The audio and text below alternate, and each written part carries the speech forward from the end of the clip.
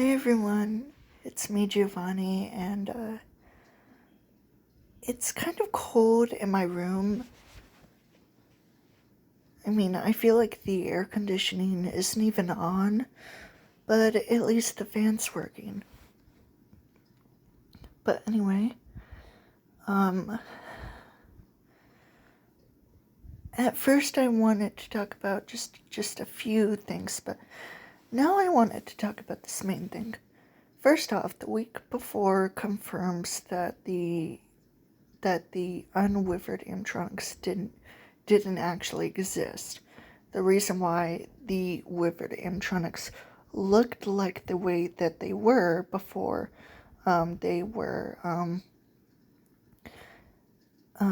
their parts were taken away to make the toy animatronics was because of a certain design change similar to what FNAF 2 suggests of retrofitting them or giving them a retro design. But their appearances were ugly, but even then, to toddlers they would be scary. So they decided to make the toy animatronics to appeal to the demographic that they were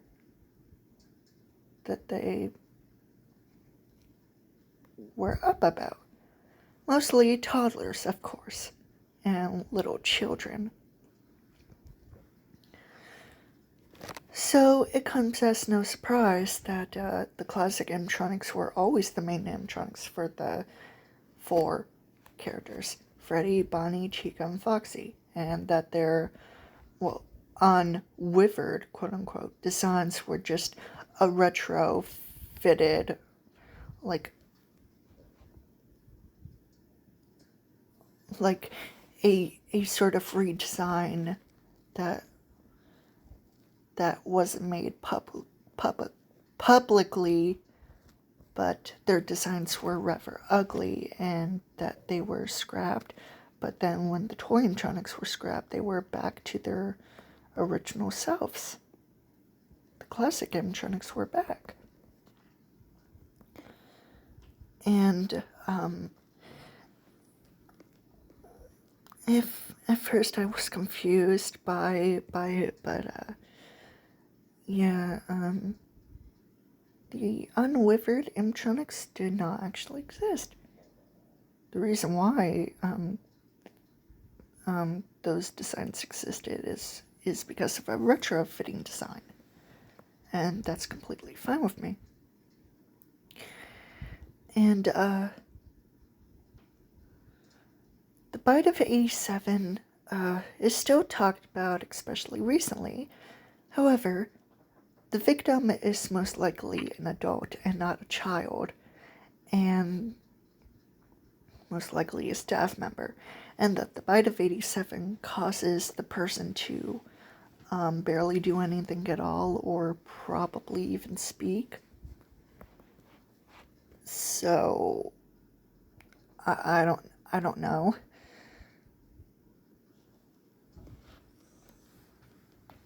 And if Jeremy was the Bite of 87, that would mean Jeremy Fitzgerald would not be Cassie's father.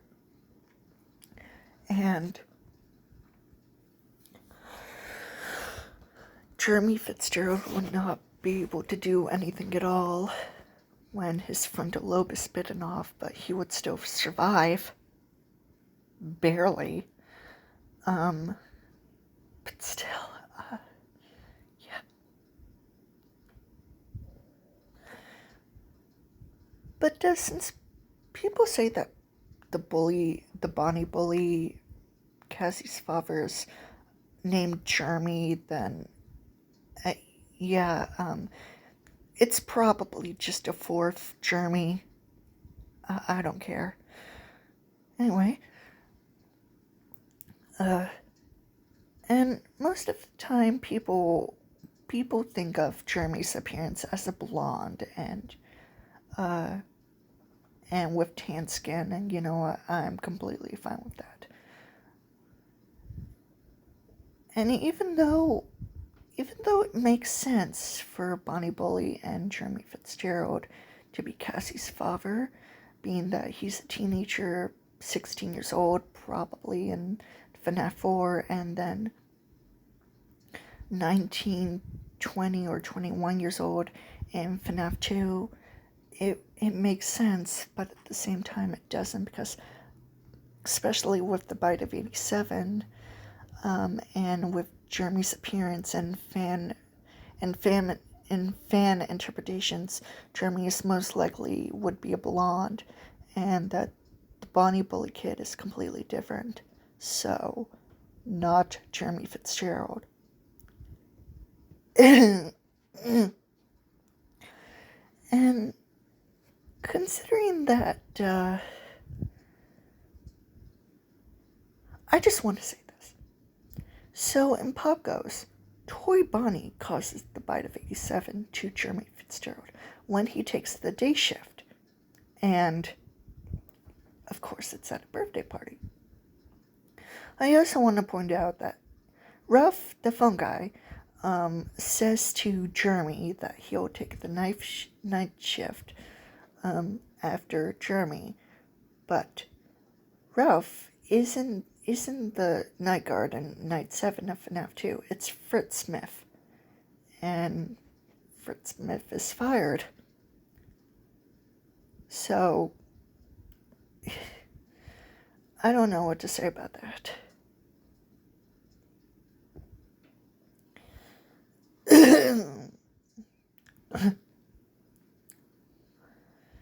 Now, I know that Pop Goes and Five Nights at Candy's and Five Nights at Maggie's and other games related to the original FNAF trilogy aren't canon. I completely get it. But it still boggles my mind to think that Jeremy Fitzgerald, who for some reason would be involved with the Bite of 87, would apparently lose his frontal lobe, obviously, and when he survives, he's unable to do anything or even talk, maybe. So, it would be highly unlikely that Jeremy Fitzgerald would, do anything at all, or maybe even be a father figure to Bonnie from Pop Goes, or even Cassie.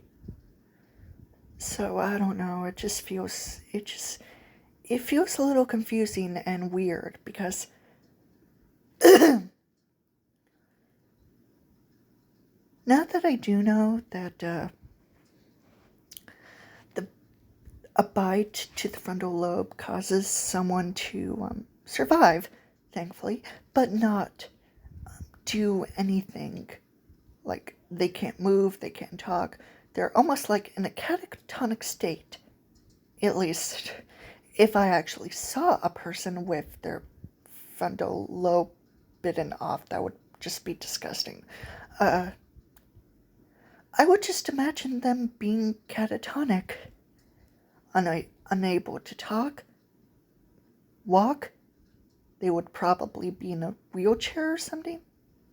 I don't know. But what I do know is that it would be horrifying. And rather unfortunate to see someone alive, but unable to barely do anything. And in a way that almost would be sad. But, the original trilogy involving Five Nights at Candy's, Pop Goes, and Five Nights at Maggie's, and other games like Jolly's, not canon, and I get it. They're fan-made games and not canon to the actual story of FNAF. I get it. But still. Oh my god. Okay, so, the Bite of 87 could have happened to anyone else. Just some random employee, especially since Jeremy Fitzgerald, out of all people, probably would still be alive if it was someone else who got bit by one of the animatronics, most likely Foxy, because obviously he's the most likely suspect. And that the employees talk about their team being meat and telling them what to do when to protect themselves from the animatronics. And I don't know if it would be Jeremy Fitzgerald, but most likely I would say no. I don't even know, one, that Jeremy was the victim of the Bite of 87, or that he's just a random employee that decided to, he took the night shift as night guard, 5 nights, or 6, and then during a birthday party, on his first night shift, day shift, another employee got bitten by one of the animatronics, and he decided to tell his other employees to protect themselves from the animatronics and make fun of the team being like meat. Because, in a way I see it, the animatronics literally bite into their adult victims' heads like they're a chunk of meat. Gross. Just gross. But yeah,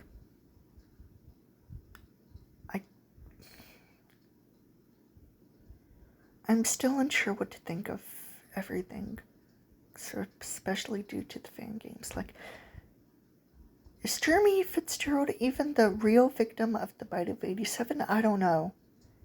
If it's a random employee, then it's okay. But Jeremy Fitzgerald as the Bite of 87 victim? I don't know. I really don't know. I don't know if that's even possible anymore. Yeah, it just makes me feel a little confused. Also, Golden Reddy is not just a ghost. He's literally a mascot suit that's just not in animatronic mode. He's in suit mode. And so Cassidy cannot move. She can only teleport around for some reason.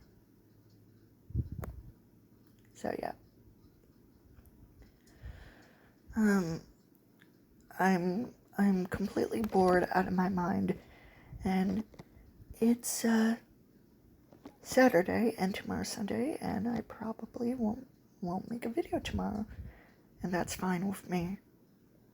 And I hope to see you on Monday. I hope you enjoyed this video. If you didn't, then that's completely fine with me. Also, I'm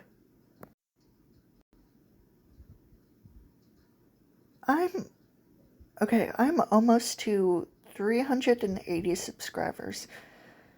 Yesterday I saw that my subscribers were at 380, but it turned down to just 1.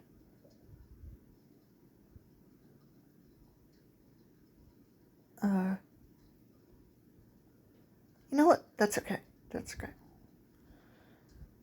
I'm just glad that I still have like 379 subscribers. Thank you, everyone who subscribed to my YouTube channel. I really appreciate it. And that's all for this video. I hope to see you in the next one on Monday, and stay safe.